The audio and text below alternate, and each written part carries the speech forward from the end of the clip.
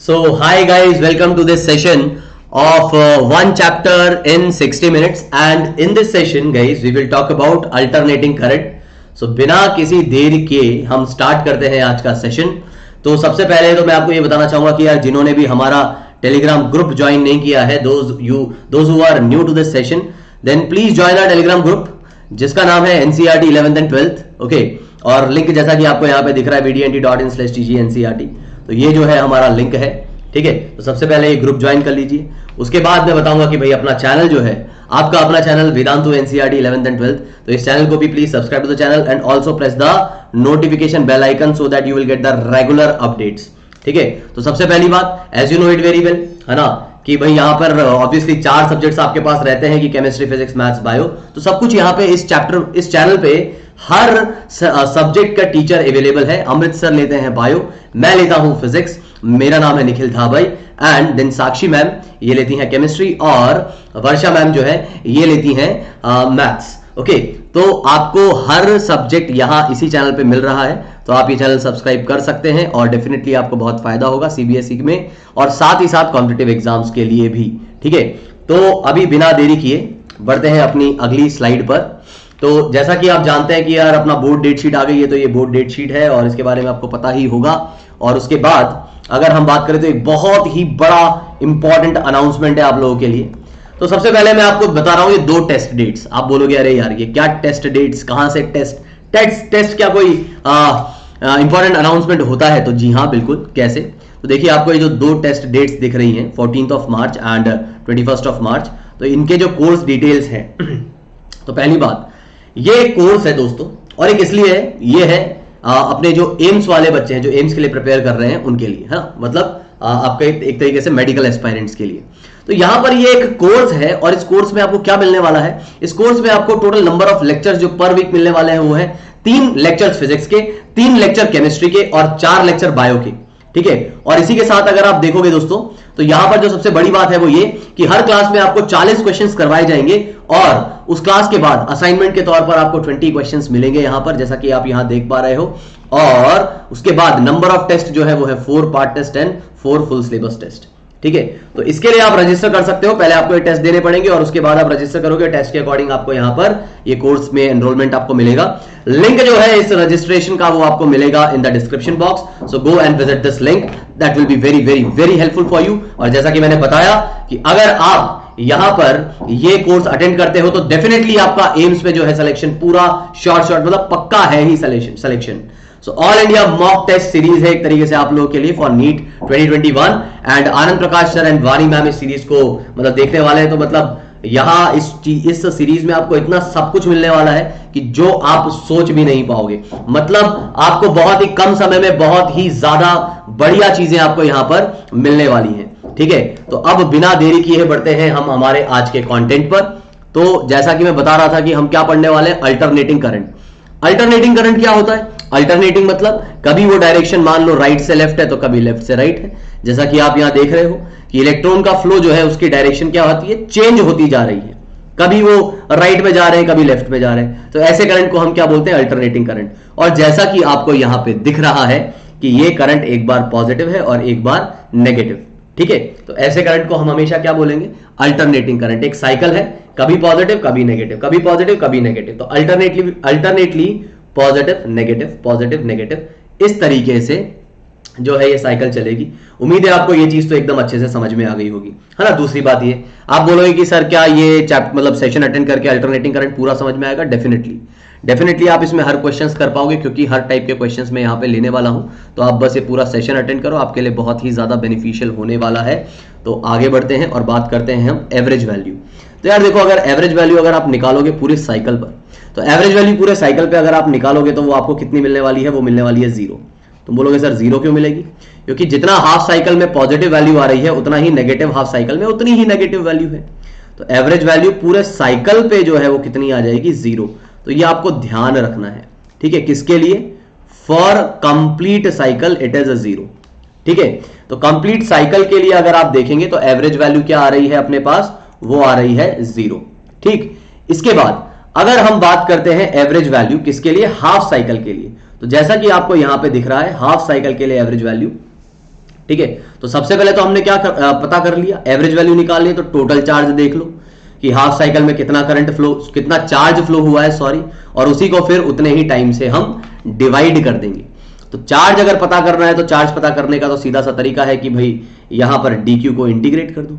dq क्या होता है, dq होता है i dt। तो i की वैल्यू क्या है, i की वैल्यू हम लिखेंगे im sin ओमेगा t, और यहां पर i की वैल्यू जो है sin m ओमेगा t है। तो यहां बस इसको i dt से इंटीग्रेट किया हमने, और im जो है बाहर निकाला। साइन का जो इंटीग्रेशन है वो अपने पास जो आएगा वो कितना आ जाएगा, अपने पास वो आ जाएगा माइनस कॉस, और माइनस कॉस जैसे ही आएगा तो यहां पे इंटीग्रेशन करने के बाद ये थोड़ा सा, ये ओमेगा पहले इन्होंने बाहर निकाल लिया है, तो यहां इंटीग्रेशन करने के बाद हम क्या बोलेंगे इधर कि जैसे इंटीग्रेशन होगा तो आई एम तो एज इट इज है, और साइन ओमेगा टी का जो इंटीग्रेशन है वो क्या रहेगा, वो रहेगा माइनस का cos omega T by omega. और जैसे ही आप लिमिट्स डालोगे तो आपको कुछ ये वैल्यू मिलेगी। तुम बोलोगे सर ये आई एम क्या है, तो आई एम दोस्तों ये है सिर्फ और सिर्फ पीक वैल्यू, ठीक है। तो यहां तक मेरे हिसाब से ये चीजें क्लियर होंगी। इंटीग्रेट किया है, कुछ खास नहीं। तुम बोलोगे सर क्या डेरिवेशन इंपॉर्टेंट है, नहीं, बिल्कुल भी नहीं, बिल्कुल भी नहीं है। तो करा क्यों रहे हो, जस्ट फॉर योर नॉलेज, ठीक है। तो अब करंट की जो अपने पास चार्ज है, चार्ज क्या बोलते हैं हम, I average into total time. तो आई एवरेज निकालना है तो क्या हो जाएगा, total charge upon total time. तो यहां से जो वैल्यू निकल रही है वो ये याद रखनी है बस। अगर ये याद रख लेते हो तो अच्छी बात है, नहीं याद रख पाते हो तो कोई बात नहीं, कोई दिक्कत नहीं है, कोई टेंशन वाली बात नहीं है। 2im बाई पाई, ठीक है। तो कुछ खास नहीं किया है, याद रखने जैसा कुछ नहीं है यहां पर डेरिवेशन में। डेरिवेशन तो कंसेप्ट है यार, बस अपने को क्या करना है, इंटीग्रेट करना है। इंटीग्रेशन आता है तो डेरिवेशन भी आती है, ठीक है। और वैल्यू याद रह जाए तो अच्छी बात है, नहीं याद रहती है तो कोई बड़ी बात नहीं है, ठीक है। तो ये जो है अपने पास, अच्छा तुम बोलो सर ये 2 बाय पाई आई एम के टर्म्स में याद रख ले, बिल्कुल रख लो, ये बल्कि ज्यादा मतलब बेनिफिशियल है बजाय इसके 0.637, ठीक है। तो हम ये वैल्यू याद रखेंगे। अब इसके बाद अगर हम बात करें आरएमएस वैल्यू की, तो इसी तरीके से एक आरएमएस वैल्यू डिफाइन की जाती है। आरएमएस वैल्यू का मतलब क्या होता है, रूट मीन स्क्वायर वैल्यू। तो रूट मीन स्क्वायर वैल्यू जो होती है करंट की वो क्या रहती है, आई नॉट बाय रूट 2। अगर आपके पास करंट की इक्वेशन है I is equals to I naught sine omega T, तो यहां ये जो पीक वैल्यू है तो इससे आरएमएस वैल्यू जो आपको मिलेगी वो क्या मिलेगी, वो मिलेगी आई नॉट बाय रूट 2। ये आपको मिलेगी आरएमएस वैल्यू, ठीक है। तो ये ध्यान रखिए आप। अब आप बोलेंगे कि सर पर ये कैसे निकलती है, तो ये कैसे निकलता है तो इसको भी देख लेते हैं। बड़ा ही आसान तरीका है इसका निकालने का, ठीक है। तो इसको निकालने का तरीका बहुत ही सिंपल सा कॉन्सेप्ट है। क्या है वो कॉन्सेप्ट, कॉन्सेप्ट ये है दोस्तों कि यहां पर हम ये जानते हैं, हाँ, तो हम ये जानते हैं कि भाई आरएमएस का मतलब हो गया, पहले आपको स्क्वायर करना है, फिर मीन लेना है, और फिर उसके बाद रूट ले लेना है, ठीक है। तो अगर आई की वैल्यू हमारे पास कुछ आती है आई नॉट साइन ओमेगा टी, तो हमें कुछ खास ऐसा नहीं करना, बस क्या करना है, सबसे पहले आरएमएस निकालने के लिए पहले आप करंट का स्क्वायर कर दीजिए। तो ठीक है, करंट का स्क्वायर कर दिया, फिर आप उसका मीन ले लीजिए, मतलब एवरेज वैल्यू निकाल लीजिए। तो लीजिए ये एवरेज वैल्यू निकाल ली किसकी, करंट के स्क्वायर की, और इस फिर पूरे का रूट जो है वो आप ले सकते हैं। जैसे ही आप इस पूरी चीज को सॉल्व करेंगे तो सॉल्व करने के बाद अब तुम बोलोगे सर सॉल्व क्यों नहीं कर रहे आप, भाई ये तो बेसिक इंटीग्रेशन है, ये तो आपको आना ही चाहिए। तो जैसे ही आप सॉल्व करोगे तो आपको क्या मिल जाएगा, आई नॉट बाय रूट 2, है ना। फिर भी थोड़ा सा मैं हिंट देता हूं बायो वाले बच्चों के लिए कि यहां पर आपको कुछ ऐसा खास नहीं करना। आई नॉट स्क्वायर जो है ये तो बाहर आ ही जाएगा, टी यहां पे रह ही गया। ये जो साइन स्क्वायर ओमेगा टी है इसको आप क्या लिख सकते हो, 1 minus cos 2 omega T upon 2। और फिर जैसे ही आप इसको करेंगे इंटीग्रेट, कहां से कहां तक, जैसे ही आप इसको इंटीग्रेट करेंगे 0 से टी तक, और यहां ये रूट, तो आपके पास फाइनली कुछ ये वैल्यू आ जाएगी। तो जो ध्यान देने वाली चीज है यहां पर वो क्या है, ध्यान देने वाली चीज ये है कि आरएमएस वैल्यू जो आ रही है वो पीक वैल्यू बाय रूट 2 आ रही है। RMS value is actually peak value by root 2, ठीक है। तो ये ध्यान रखना है आपको, इस तरीके से कुछ निकला। तो यहां अगर आप देखोगे वैल्यू मेजर करोगे, कंपेयर करोगे पीक वैल्यू को, आरएमएस को और एवरेज को, तो पीक वैल्यू कुछ यहां आ रही है जिसको हम बोलते हैं पीक वैल्यू, ठीक है। फिर आरएमएस जो आ रही है आपके पास क्या आ रही है, आई नॉट बाय रूट 2, और एवरेज वैल्यू जो है वो उससे थोड़ा सा कम आ रही है, जो कितना आ रही है, 2 I not by pi for the half cycle. पूरे साइकिल के लिए तो वो, कंप्लीट साइकिल के लिए तो वो 0 है ही है है ना। तो ये ध्यान रखना है कि this is the relationship between the RMS peak value and the average value. Average value सबसे कम आ रही है 2I0/π। ठीक है, तो चलिए आगे बढ़ते हैं, एक सवाल देखते हैं। क्या सवाल दिया गया है? एक 100 वॉट का हीटर दिया गया है और 200 वोल्ट इस पे कनेक्ट कर दिया गया है। 50 हर्ट्ज जो है फ्रीक्वेंसी है किसकी? अल्टरनेटिंग करंट की। ठीक है, तो अल्टरनेटिंग करंट की अगर अपने को ये फ्रीक्वेंसी दे रखी है यहां पर, तो पूछ रहा है कि RMS value of the voltage. तो सबसे पहली बात, जो वोल्टेज गिवन होता है वही आरएमएस होता है हमेशा। जब भी अल्टरनेटिंग करंट की बात की जाती है तो कौन सा रेटिंग दी जाती है? हमेशा आरएमएस वैल्यू ही गिवन रहता है। तो जो गिवन है वो क्या हो जाएगा? आरएमएस। फिर पूछ रहा है पीक वैल्यू, तो पीक वैल्यू हम जानते हैं it is √2 times of RMS, मतलब 200 √2 वोल्ट, ये हो गई पीक वैल्यू। इसके बाद बोल रहा है कि आरएमएस वैल्यू ऑफ करंट। तो भाई यहां से हमको जो ये पावर मिल रहा है, ये जो पावर लिखा रहता है ये भी क्या रहता है अपने पास? IRMS और VRMS। क्योंकि इसको रेजिस्टेंस मान के चल रहे हैं तो बस यही फॉर्मूला रखना है कि IRMS इंटू VRMS। तो VRMS तो भाई हमें पता ही है कितना है, वो है 200 √2। पावर कितना है? 100। तो IRMS क्या निकाल लेंगे हम? आराम से निकाल लेंगे, बड़े आसानी से निकाल लेंगे। IRMS की वैल्यू कितनी आई यहां से? तो IRMS जो आया यहां से वो आ गया अपने पास 1/2 √2 एम्पियर। और पीक वैल्यू निकालनी है करंट की, तो क्या करेंगे? इसी को √2 से मल्टीप्लाई कर दो तो ½ एम्पियर जो है पीक वैल्यू आ जाएगी। ठीक है, तो इस तरीके से बड़ी आसानी से आप जो है चीजों को सॉल्व कर सकते हो। तो बहुत ही आसान सा सवाल था, पीक वैल्यू आरएमएस, और इस तरीके से चीजें आप निकाल सकते हो। पावर का formula IRMS BRMS for the register. ठीक है, तो दोस्तों इसी के साथ अगर मैं बताऊं तो जैसे कि अगर तुम्हें कॉम्पिटिटिव एग्जाम के लिए प्रिपेयर करना है ना, अगर आपको कॉम्पिटिटिव एग्जाम के लिए प्रिपरेशन करनी है तो सबसे पहली चीज तो ये है कि यार ऑब्वियसली आपका कॉम्पिटिटिव एग्जाम जो है जेई और नीट, तो उसके लिए आपके पास एक अच्छा कंटेंट, अच्छा मटेरियल प्लस लेक्चर सब कुछ अवेलेबल होना चाहिए। प्लस कम से कम दिन में आपको कुछ ऐसी चीज मिल जाए जिससे कि आप ज्यादा से ज्यादा चीजें एक्वायर कर सकें। तो जो फास्ट प्रिपरेशन है वो क्रैश कोर्स के थ्रू होती है। तो Vedantu is giving you an opportunity guys for your JEE and NEET preparation. Okay, so you can have this opportunity and you can score good marks in it. Okay, मतलब good rank in the competitive exams by opting or enrolling in these crash courses. तो ये जो crash course है दोस्तों ये है, सबसे पहले आपको क्या मिलने वाला है यहाँ पर? आपको यहाँ पर जो है कॉम्पिटिटिव एग्जाम्स के जो है प्रैक्टिस लेवल क्वेश्चंस आपको करवाए जाएंगे। आपके कंसेप्ट बिल्डिंग पे सबसे ज्यादा ध्यान दिया जाएगा। ठीक है, साथ ही साथ आपको एग्जाम लाइक एनवायरनमेंट यहाँ पे मिलेगा। जैसे कि आपको यहाँ पर जो है कुल मिला के जो भी ऑनलाइन टेस्ट होंगे तो उसमें एकदम आपको ऑनलाइन एग्जाम का फील आ जाएगा, तो आप उसके हैबिचुअल हो जाओगे। तो आपके मन से एक डर निकल जाएगा जो भी ऑनलाइन एग्जाम्स को लेकर के रहता है। ठीक है, इसी के साथ अगर आप बात करेंगे नीट के क्रैश कोर्स की और जेई के क्रैश कोर्स की, तो जैसा आपको यहां दिख रहा है कि आपको इंग्लिश और हिंदी दोनों में सेशंस अवेलेबल हैं।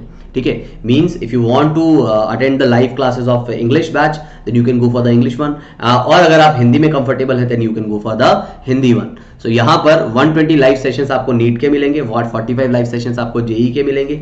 और सबसे इंपॉर्टेंट बात है डाउट सॉल्विंग। सो 8 AM से लेकर 11 PM तक आपको यहाँ पे जो है डाउट्स आप अपने पूछ सकते हो ऑन द ऐप। ठीक है, और similar thing is valid for the JEE people. और उसके बाद टेस्ट जो है अगर आप देखेंगे तो नीट के अंदर 10 फुल टेस्ट हैं, 10 पार्ट टेस्ट हैं। वहीं जेई वाले बच्चों के लिए 5 पार्ट टेस्ट अवेलेबल करवाए गए हैं और 15 फुल सिलेबस टेस्ट अवेलेबल करवाए गए हैं। असाइनमेंट्स जो रहेंगे आपको चैप्टर वाइज मिलेंगे, जिससे कि आप बहुत ही अच्छे तरीके से अपने चैप्टर्स को स्ट्रॉन्ग कर सकते हैं। और साथ ही साथ यहाँ पर माइक्रो कोर्स की फैसिलिटी नहीं है ना। अब आप बोलेंगे सर हमको माइक्रो कोर्स पता नहीं है क्या होता है, तो अभी उसको जाने दीजिए, क्योंकि जब वो फैसिलिटी अवेलेबल ही नहीं है तो उसके बारे में जान के आप करेंगे क्या। ठीक है, वही बात है ना कि जिस गली में जाना नहीं है तो उसका पता पूछने से क्या मतलब है। ठीक है, तो हाल फिलहाल तो अभी रिकॉर्डेड सेशंस के आपको अवेलेबल रहेंगे, बिल्कुल आपको अवेलेबल रहेंगे आपके जेई के लास्ट अटेम्प्ट तक, और सिमिलरली इसी तरीके से नीट के अटेम्प्ट तक आपको ये रिकॉर्डेड सेशंस अवेलेबल रहेंगे। अब बात आती है कि यार इसकी फीस स्ट्रक्चर क्या रहेगी, तो मात्र आपको 7000 में ये कोर्स मिल रहा है। वैसे इसकी exact price is 10,000, but after getting a discount of 30% you have to pay only 7000 rupees. ठीक है, और यहाँ पर एनडीसीसी कोड आपको ये अप्लाई करना है। ठीक है, ये जो डेट आ रही है यहाँ पे 8 फरवरी की, ये एक ऑलरेडी पहले कोर्स हो चुका है जिसकी डेट है। अब आप पूछेंगे कि सर ये जब पहले हो चुका है तो अभी क्यों लगा रखी है, जस्ट ये बताने के लिए, क्योंकि पहले भी ये कोर्सेज हो चुके हैं। तो ऐसा नहीं है कि ये कोर्स कुछ अभी लॉन्च किया जा रहा है, क्योंकि आपके मन में सवाल आएगा कि यार इतना लेट क्यों कर रहे हो, तो पहले भी लॉन्च किए थे, तो अभी नए कोर्सेज हैं, इनमें आप एनरोल हो सकते हो। हाँ, इनकी जो डेट है वो आपको वहां पे मिल जाएंगी। ठीक है, कहां पर? जो आपको लिंक जो डिस्क्रिप्शन है, डिस्क्रिप्शन बॉक्स है, वहां पे आपको ये डेट अवेलेबल हो जाएगी। इसी के साथ सबसे पहली बात कि आपको करना कैसे इसके अंदर एनरोल, तो आपको लिंक यूज करना है। लिंक पे जैसे ही आप क्लिक करोगे तो ऐसा लिंक आपको दिखेगा, उस पे जैसे ही आप क्लिक करोगे तो आपके लैपटॉप मोबाइल पे कुछ ऐसा पेज खुलेगा।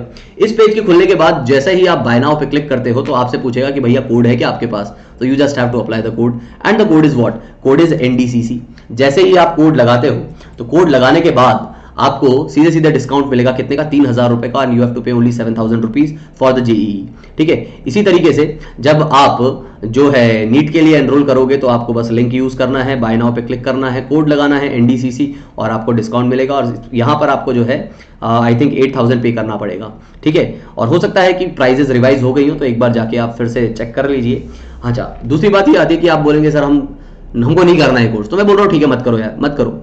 ठीक है, लेकिन एक बार जाके विजिट तो कर लो। विजिट करके क्या पता तुम्हारा मानस चेंज हो जाए, वहां पे एक बार डिटेल्स तो पढ़ लो। ठीक है, तो इस तरीके से आप जा सकते हैं और ये बहुत ज्यादा हेल्पफुल हैं ये कोर्सेज, क्रैश कोर्सेज। ठीक है, तो आपकी परफॉर्मेंस में आपको बहुत ही ज्यादा ड्रास्टिक इंप्रूवमेंट मिल जाएगा, बहुत ही गजब का इंप्रूवमेंट मिलेगा इन द परफॉर्मेंस। चलिए, तो अभी हम बढ़ते हैं आगे और हम बात करते हैं प्योर रजिस्टिव सर्किट की। तो देखो यार, कुल मिला के अल्टरनेटिंग करंट में है ना, 3 तरीके के एलिमेंट्स पे हम बात करेंगे। एक तो हो गया रजिस्टर, एक हो गया इंडक्टर, एक हो गया कैपेसिटर।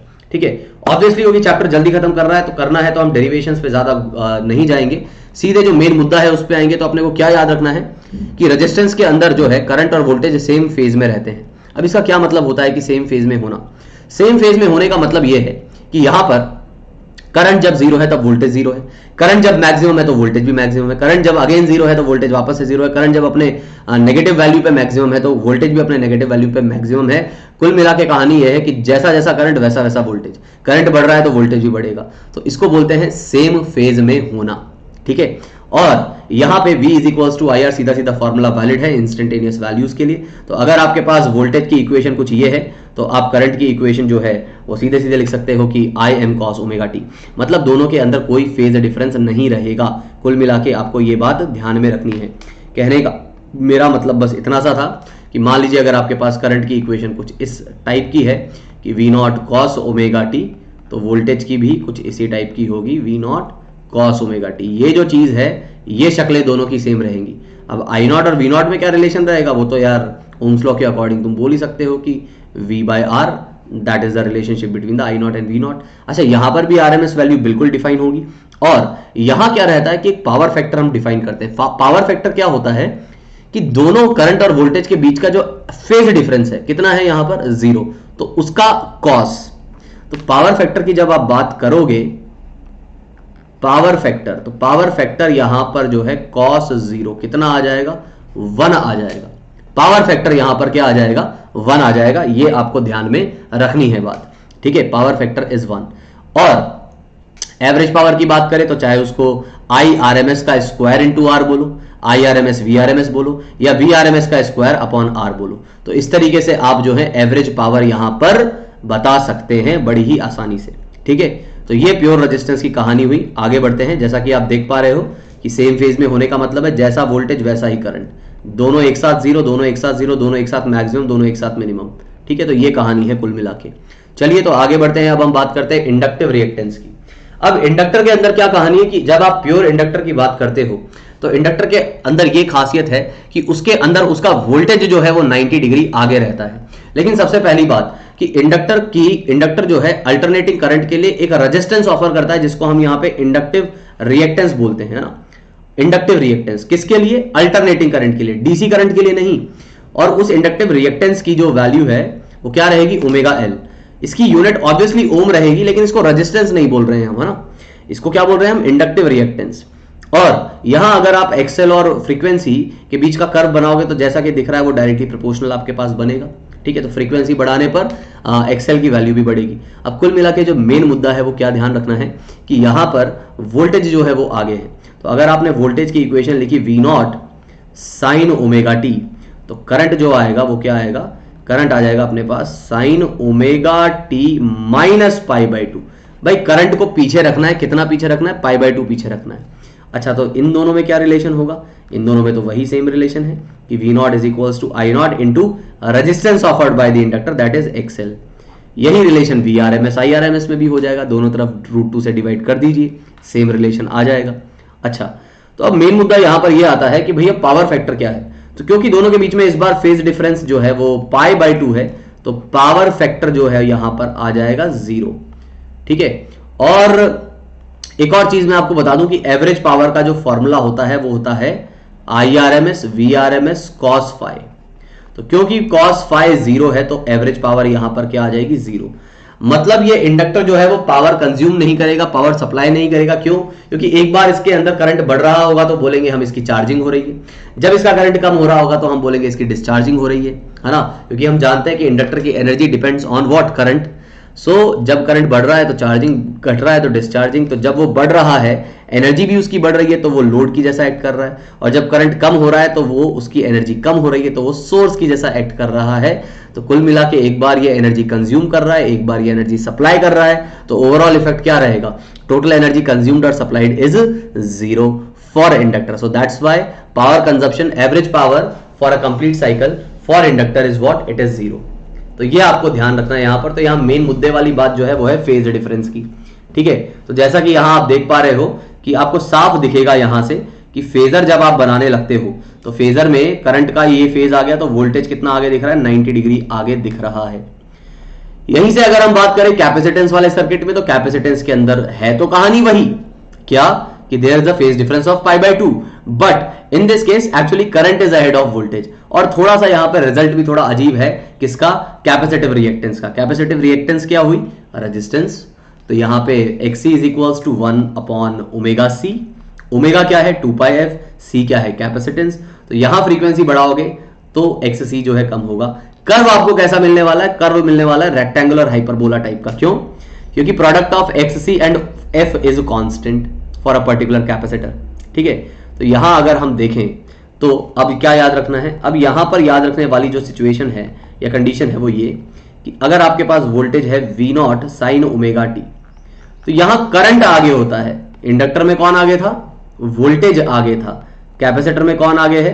करंट आगे है। C for capacitor, C for current. इस तरीके से आप याद रख सकते हो, है ना। तो ये जो है π/2 ही आगे रहता है, और π/2 आगे रहता है तो वही सेम कहानी। पावर फैक्टर की वैल्यू क्या हो गई? 0। पावर फैक्टर 0 तो एवरेज पावर भी 0, बिकॉज एवरेज पावर का फॉर्मूला होता है IRMS VRMS cos φ। ठीक है, अच्छा, I0 और V0 में जो रिलेशन आएगा तो वही सेम कहानी कि I0 is equals to V0 by XL, या V0 is equals to I0 into XC, I0 into XC। So same you can use this formula for same formula you can use it for RMS values। ठीक है, तो यहां पर ये कहानी हुई capacitance की। फेजर डायग्राम बड़ा आसान है। फेजर डायग्राम में कुछ ऐसी खास बात नहीं, जैसा कि आपको बताया यहां पे इस बार करंट आगे रहेगा, वोल्टेज पीछे। तो अगर ये करंट का फेज है तो ये वोल्टेज का फेज जो कि पीछे आ गया। ठीक, तो इस तरीके से आप फेजर प्लॉट कर सकते हैं। अब जो मेन सर्किट है इस चैप्टर का वो है RLC सर्किट। और RLC सर्किट की खासियत ये है कि यहां पर जो है हमें तीनों सीरीज के अंदर है। बेसिकली इसको मुझे बोलना चाहिए सीरीज LCR सर्किट और RLC सर्किट। सिर्फ RLC नहीं, कैसा? Series RLC circuit. तो सीरीज RLC सर्किट के अंदर कहानी है कि अगर आपने कुछ वोल्टेज लगाया VS, तो ऑब्वियसली वो वोल्टेज जो है इन तीनों के एडिशन के इक्वल होगा। That is voltage on register, voltage on inductor end voltage on capacitor. इसके इक्वल होगा, बिल्कुल होगा। अब अगर बात की जाए तो यहां पे समझने वाली जो सिचुएशन है वो ये कि यहां पर क्योंकि वोल्टेज जो है रजिस्टर पे, इंडक्टर पे, कैपेसिटर पे, सब पे साइन के फॉर्म में ही ड्रॉप हो रहा होगा, तो अगर आप उसको ऐड करेंगे तो फेजर तरीके से ही आपको ऐड करना पड़ेगा। फेजर मेथड से ऐड करना पड़ेगा। इसका मतलब क्या होता है? फेजर मेथड से ऐड करने का मतलब यह है कि अगर आप यहां फेजर ड्रॉ करते हो तो मान लीजिए ये आपके पास जो है y एक्सिस हो गई, ये x एक्सिस हो गई। तो यहां मान लीजिए मैंने जो है करंट का फेज बनाया, तो ये हो गया करंट का फेज। ठीक है, ये हो गया करंट का फेज। अब जहां करंट का फेज है तो करंट तो सभी से सेम पास कर रहा है। तो ये जो I0 आपने करंट बनाया है, ये करंट तो रजिस्टर से भी पास कर रहा है, यही करंट जो है इंडक्टर से भी पास कर रहा है, और यही करंट कैपेसिटर से भी पास कर रहा है। ठीक है, तो इसी के साथ अगर मैं यहां पे पूछूं आपसे कि वोल्टेज ऑफ रजिस्टर कैसे बनाया जाएगा, तो बड़ी आसान सी बात है यार, वो उसमें ऐसी कोई खास बात है नहीं। वोल्टेज ऑफ रजिस्टर भी इसी डायरेक्शन में होगा। और क्योंकि इंडक्टर के अंदर वोल्टेज आगे होता है तो VL जो है ऊपर होगा, और कैपेसिटर के अंदर करंट आगे होता है, वोल्टेज पीछे होता है, तो VC जो है 90 डिग्री पीछे बना लेंगे। तो कुल मिला के यहां से अगर आप रिजल्टेंट निकालना चाहते हो तो आपको यहां से जो रिजल्टेंट मिलेगा इसके अंदर, तो रिजल्टेंट आपको क्या मिलने वाला है? रिजल्टेंट आपको कुछ ये मिलने वाला है इधर कि जो, जस्ट अ मिनट जी, तो मैं ये कह रहा था कि आपको जो रिजल्टेंट मिलने वाला है, रिजल्टेंट में आपको क्या मिलने वाला है इधर कि रिजल्टेंट इन तीनों का एडिशन, तो ये तो रहा VR, ठीक है, इसको मैं VR नॉट भी बोल सकता हूं, ये VL नॉट हो गया और ये VC नॉट हो गया, ठीक है। तो ये VR नॉट, तो ये आ जाएगा VL not minus VC not, और इन तीनों का एडिशन जो है आपको क्या देगा? Total voltage. क्या देगा आपको? ये देगा आपको टोटल वोल्टेज। तो ये आपको मिल गया V नॉट। अब कुल मिला के जो बात समझने वाली है वो ये, हम जानते हैं VR नॉट को आप लिख सकते हो I not into R, VL not को आप लिख सकते हो I नॉट इंटू XL, और इसको आप लिख सकते हो XC, VC नॉट को, और V नॉट को आप लिख सकते हो I not into equivalent resistance, जो कि यहां पर मैं क्या बोल रहा हूं? Z। तो जब आप फेजर बनाओगे यहां पर किसका? इन रेजिस्टेंस का, तो देखो इस फेजर में आप देख रहे हो तो I नॉट सभी में आ रहा है, तो इस I नॉट को अगर मैं हटाता हूं तो एक जगह मुझे यहां R मिलता है, यहां मुझे जो है XL माइनस XC मिलता है, और ऐसे ही यहां पे मुझे जो है नेट रेजिस्टेंस मिल जाता है Z। तो ये जो नेट रेजिस्टेंस की वैल्यू है ये बड़ी ही इंपॉर्टेंट है। ये कितना आता है अपने पास? ये आता है root of R square plus XL minus XC का होल स्क्वायर। तो ये जो फॉर्मूला है ये हमें ध्यान रखना है, जो किसका है फॉर्मूला? इंपीडेंस का फॉर्मूला है दोस्तों। तो ये जो है आपको फॉर्मूला याद रखना है कि R square plus XL minus XC का स्क्वायर, और जो फेज आ रहा है पावर फैक्टर, पावर फैक्टर की जो वैल्यू है यहां पर, पावर फैक्टर की जो वैल्यू आ रही है, तो पावर फैक्टर की वैल्यू क्या आ रही है? पावर फैक्टर की वैल्यू अपने पास आ रही है इधर से R बाय Z। तो ये है जो पावर फैक्टर की वैल्यू आ रही है, और यहां से पावर फैक्टर की जो वैल्यू आ रही है, just a minute, yes, so power factor की जो वैल्यू आ रही है आपके पास, तो इसकी मदद से आप क्या कर सकते हो? एवरेज पावर भी निकाल सकते हो, ठीक है। तो इस तरीके से you can easily find out the impedance of for this circuit. तो यहां अब क्या किया जाएगा कि मान लीजिए RLC सर्किट में, RLC सर्किट में आपके पास वोल्टेज गिवन है V not sine omega t करके वोल्टेज है, और हमें निकालना है करंट। तो करंट निकालने के लिए कहानी कुछ ऐसी रहेगी कि हमें यहां से जो है फाई की वैल्यू मिल जाए तो काम हो जाए। तो I नॉट कैसे मिल रहा है? I नॉट जो है आपको मिल रहा है इधर V naught by Z। Z आपको पता ही है कि Z क्या है? Z है R square plus XL minus XC का होल स्क्वायर का अंडर रूट। अच्छा, फाई की अगर यहां बात की जाए तो जैसा कि आप देख पा रहे हैं कि ये फाई जो है वो पॉजिटिव भी हो सकता है, नेगेटिव भी हो सकता है। For example in this case अगर आप देखोगे तो यहां पर आप ये पाओगे कि फाई जो है, तो करंट जो है वो पीछे आ रहा है वोल्टेज से, तो क्योंकि ये नेट वोल्टेज आपको इधर से दिख रहा है ना, ये नेट वोल्टेज जो है आपको यहां पे नेट वोल्टेज दिख रहा है, तो ये नेट वोल्टेज है और ये जो है करंट है नेट। तो करंट क्योंकि पीछे है यहां पर, तो हम यहां बोल सकते हैं कि एक्चुअली यहां पे माइनस फाई आ रहा है, ठीक है। लेकिन फिर भी ये चीज डिपेंड करेगी किसके ऊपर? ये चीज डिपेंड करेगी VL नॉट और VC नॉट की वैल्यू के ऊपर। अगर VC नॉट ज्यादा हो जाता है VL नॉट से, तो यही कर्व नीचे बनेगा, तो करंट आगे हो जाएगा। तो समझने वाली जो बात है वो ये है कि यहां पर ऐसा कुछ नहीं है कि करंट जो है आगे ही रहेगा या पीछे ही रहेगा, वो डिपेंड करता है VL नॉट और VC नॉट की वैल्यू पर, ठीक है। तो इस तरीके से आप जो है पावर फैक्टर निकाल सकते हो, जो पहले ही निकाल चुका हूं मैं, करंट की वैल्यू निकाल सकते हो, और Z को यूज करते हुए आप बहुत सी चीजें निकाल सकते हो। तो जो एवरेज पावर का जो फॉर्मूला है जो मैं बता चुका हूं क्या है? I RMS V RMS and cos phi। तो cos phi की वैल्यू मैं आपको बता चुका हूं कैसे निकलेगी, पीछे ही, ठीक है। तो cos phi जो है आपके पास R बाय Z आ रहा है, ठीक है। इसी तरीके से एवरेज पावर में I RMS V RMS के अंदर क्या रिलेशन होगा?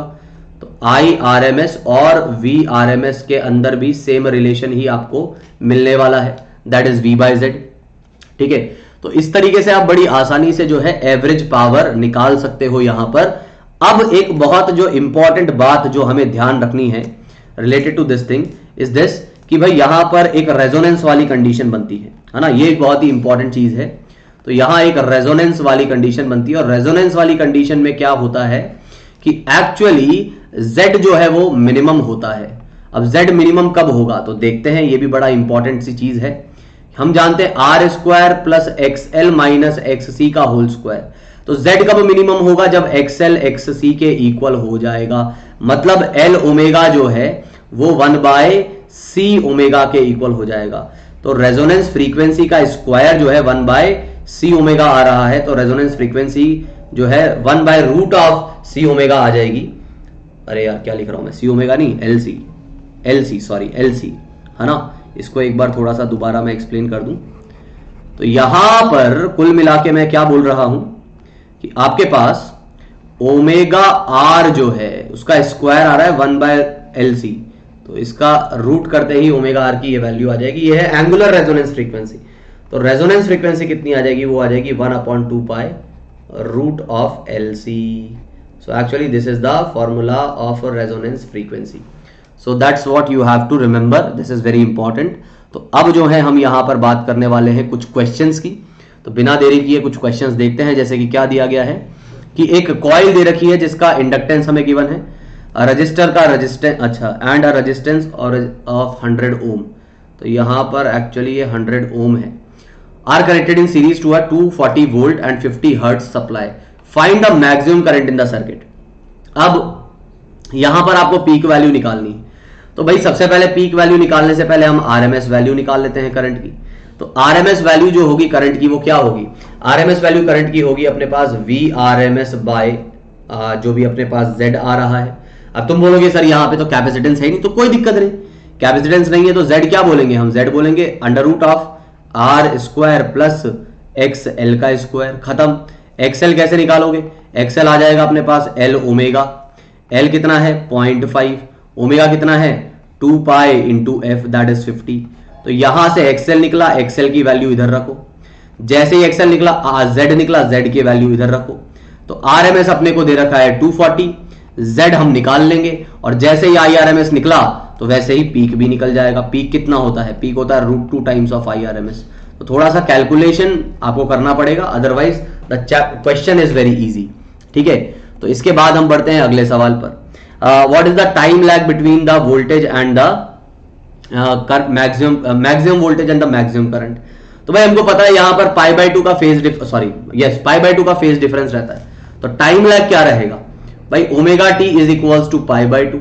तो टाइम लैग जो आ जाएगा वो आ जाएगा π/2 ओमेगा, एंड ओमेगा क्या होता है, ओमेगा होता है 2πf। तो पाई से पाई कट गया और ये आ रहा है 1/4 इंटू 50। तो टाइम लैग जो अपने पास आया वो आ गया 1/200 सेकेंड्स का। ठीक है, बस कुछ नहीं करना था, बड़ा आसान था। तो अगला सवाल देखते हैं। अगले सवाल में क्या बोल रहा है कि capacitor of capacitance 100 milli farad and resistor of इतना ओम। ठीक है, तो are connected in series to 110 volt and 60 hertz.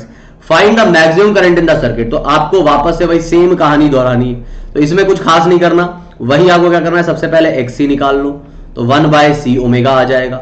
जैसे ही XC निकला तो आप इंपीडेंस निकाल लो, जो कितनी आ जाएगी, वो आ जाएगी √R² बाय XC का स्क्वायर। इंपीडेंस जैसे ही निकला, ठीक है, तो यहां से हम क्या निकाल लेंगे, हम निकाल लेंगे यहां पे करंट जो है RMS करंट। तो RMS करंट जो है वो आ जाएगा VRMS बाय Z पता है, VRMS दे रखा है 110, IRMS निकल जाएगा। IRMS के निकलते ही यहां से चल जा, हाँ, तो यहां से आपके पास √2 times of IRMS is the peak value. So बड़े आसानी से यहां से आपको मिल जाएगी पीक वैल्यू ऑफ करंट। तो इस तरीके से आप इसको कर सकते हैं सॉल्व। तो अब एक लास्ट क्या, LCR सर्किट पे आते हैं। वैसे शायद आनी लास्ट तो नहीं है, तो LCR सर्किट की बात करते हैं। LCR सर्किट में तीनों होंगे तो अपने से क्या पूछ रहा है कि is connected with the variable frequency. So what is the source frequency which derives the circuit at resonance. तो सोर्स फ्रीक्वेंसी आपको निकालनी है, मतलब रेजोनेंस फ्रीक्वेंसी निकालनी है, जो कि क्या रहती है 1/2π√LC। अब बताओ, इतना आसान सवाल है, कुछ नहीं करना है यहां पर, बस L की वैल्यू रख देनी है आपको कितनी 5, और C की वैल्यू रख देनी है कितनी 80 मिली फैरेड। ठीक है, तो जैसे ही आप वैल्यू रखोगे तो आपको क्या मिल जाएगी, यहां से फ्रीक्वेंसी मिल जाएगी। खत्म, बस इतना सा आपको यहां पे करना है। ठीक, तो आगे बढ़ते हैं, बात करते हैं power in an AC circuit. तो जैसा कि मैं पहले ही बता चुका हूं कि ये फॉर्मूला आपके पास रहेगा एवरेज पावर का, IRMS VRMS cos phi, ठीक है। और थोड़ा सा और मैं अगर ध्यान दिलाना चाहूँ आपको, तो ये एक इंपेडेंस वाला जो सर्किट बन रहा था अपना RLC के अंदर, सर्किट क्या सॉरी फेजर, तो वहां पर ये जो एंगल है वो है फाई। सो cos phi निकालना कोई बहुत बड़ी बात नहीं है, R/Z हो जाएगा, ठीक है। और मान लो तुम बोलोगे सर सिर्फ RL सर्किट ही है, तो R है तो XC हटा दो, तो Z की वैल्यू कुछ अलग होगी, और cos phi तब भी R/Z ही होगा। तो इस तरीके से cos phi you can easily find and you can easily find the power also, but remember कि whenever there is a power consumption it can be only due to resistor, क्योंकि capacitor और inductor का power consumption कितना है average 0, because for them power factor is 0, ठीक है। तो ये थोड़ा सा ध्यान देना है, ठीक। तो अभी हम बढ़ते हैं आगे अगली चीज पर। जैसे इसको मैं थोड़ा सा एक्सप्लेन करता हूं जो मैं बात कहना चाह रहा था। मान लीजिए आपको ये VRMS, तो VRMS जो है इसको आप क्या लिख सकते हो, VRMS is equals to IRMS, तो एक पहले से लिखा हुआ है तो IRMS का स्क्वायर हो जाएगा इनटू Z और Z cos phi। तो जरा देखिए इस सर्किट के हिसाब से what is the value of Z cos phi। सो इस सर्किट के हिसाब से value of Z cos phi is R। So IRMS का स्क्वायर इनटू R, मतलब चाहे प्योर रजिस्टिव सर्किट हो, बात समझ रहे हो, चाहे प्योर रजिस्टिव सर्किट हो या फिर RL सर्किट हो, RC सर्किट हो या फिर RLC सर्किट हो, सभी सर्किट्स में पावर जो कंजप्शन रहेगा उसका फॉर्मूला IRMS का स्क्वायर इनटू R होगा हमेशा। ये बेसिक फॉर्मूला है, लेकिन पावर तो हमेशा रजिस्टर से ही कंज्यूम हो रही होगी, ठीक है।